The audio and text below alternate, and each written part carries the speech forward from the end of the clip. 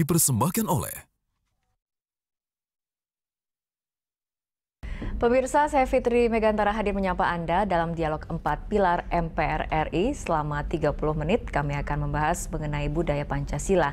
Dan inilah dialog 4 pilar MPR RI selengkapnya.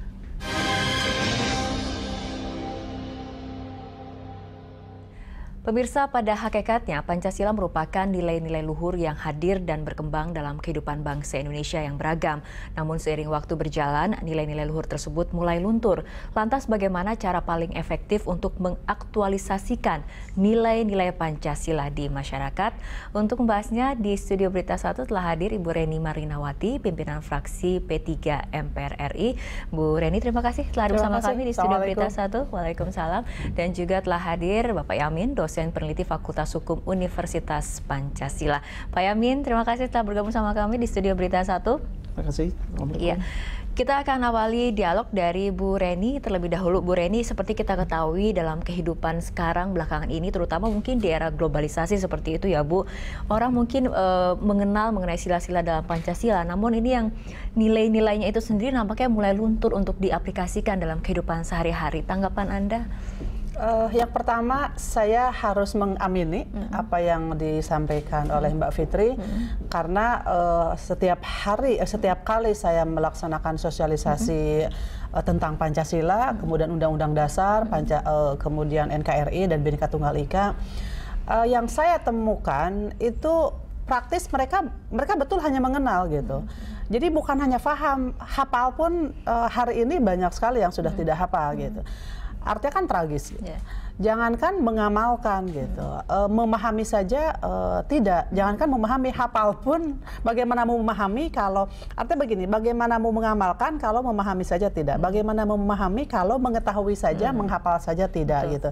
Nah, fenomena inilah yang saya kira hari ini terjadi di masyarakat. Dan akibatnya tentu karena Pancasila ini sebagai dasar negara menjadi tidak kokoh gitu ya, maka bangunan-bangunan berikutnya menjadi goyah gitu kan. Dan bangunan-bangunan ini berupa apa saja ya, berupa bangunan dalam bidang sosial kemasyarakatan misalkan, di mana sekarang rasa saling menghormati, rasa tenggang rasa saling gotong royong itu kan sekarang sudah luntur gitu ya. Nah, upaya malam hari ini saya kira melalui Berita 1 dalam rangka mensosialisasikan tentang Pancasila, saya kira ini upaya yang harus disambut positif dan ini harus dilanjutkan. Karena begini juga sekarang, apa yang terjadi di masyarakat hari ini, lunturnya nilai-nilai agama, lunturnya nilai-nilai sosial, lunturnya nilai-nilai moral gitu ya. Itu kan salah satu awalnya karena pemahaman mereka terhadap basis negara kita. Karena begini Mbak, ketika bicara Pancasila, itu kan Pancasila bukan agama. Betul, bukan agama. Tetapi dalam Pancasila, nilai-nilai ketuhanan, nilai-nilai religiusitas itu tercantum. Maka dari itu, kenapa Pancasila ini saya katakan sesuai dengan nilai-nilai agama? Mohon maaf Mbak, karena segala sesuatu dalam undang-undang itu harus mempertimbangkan nilai-nilai ketuhanan. Apapun yang kita lakukan di dalam masyarakat harus berdasarkan pada nilai-nilai ketuhanan. Dalam bentuk apa? Dalam bentuk agama. Maka mohon maaf misalkan, kenapa di Indonesia kita dilarang dan akan malu dan akan dihukum kalau kita misalkan mohon maaf telanjang bulat di depan kerumunan umum, atau misalkan bercinta di depan kerumunan umum. Karena apa? Karena itu bertentangan dengan nilai-nilai agama dan nilai ketuhanan gitu. Sementara mungkin di negara barat mau telanjang, mau apa, silahkan, karena mereka memang dasar negaranya bukan nilai-nilai ketuhanan, tapi nilai-nilai kemanusiaan, bahkan nilai-nilai hak asasi mereka dijunjung tinggi. Kalau kita tidak, Pancasila clear, sila yang pertama ketuhanan yang maha esa, maka seluruh kehidupan kita ini harus bergerak berdasarkan pada nilai-nilai agama. Itu yang seharusnya terjadi gitu. Maka dari itu menjalankan Pancasila, sebagian sudah menjalankan nilai-nilai agama. Oke, kita ke Pak Yamin, beralih Pak Yamin, tadi dikatakan oleh Bu Reni, ini jangan jangankan kemudian mengamalkan, memahami saja tidak, jangankan memahami, tahu ataupun kenal nilai-nilai Pancasila juga kemudian tidak.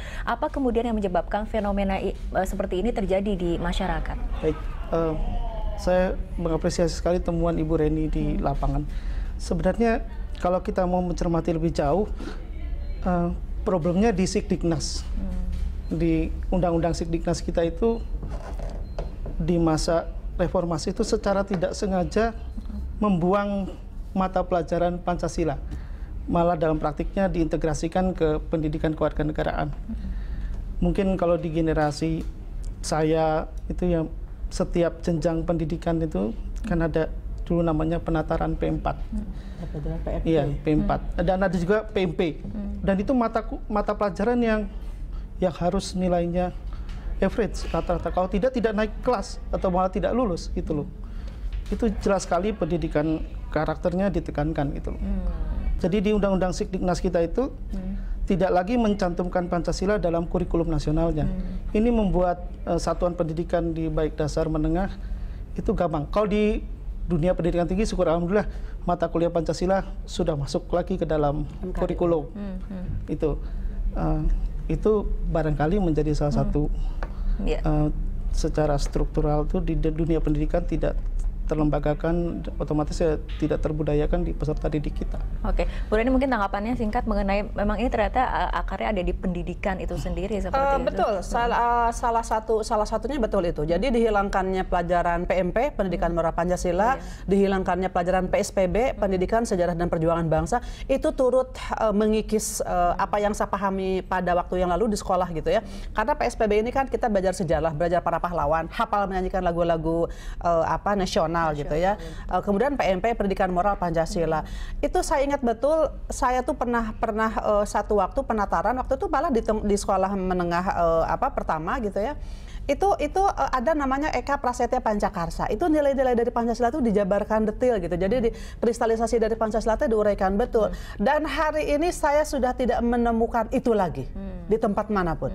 Saya kira dan menurut saya ini harus dimulai lagi. Saya kira harus dibangkitkan kembali karena itu menjadi salah satu pilar untuk menahan apapun yang datang dari luar gitu. Oke, baik. Bu Reni dan juga Pak Yamin, kita masih akan melanjutkan perbincangan di segmen berikutnya. Pemirsa, Dialog 4 Pilar MPR RI akan kembali sesaat lagi.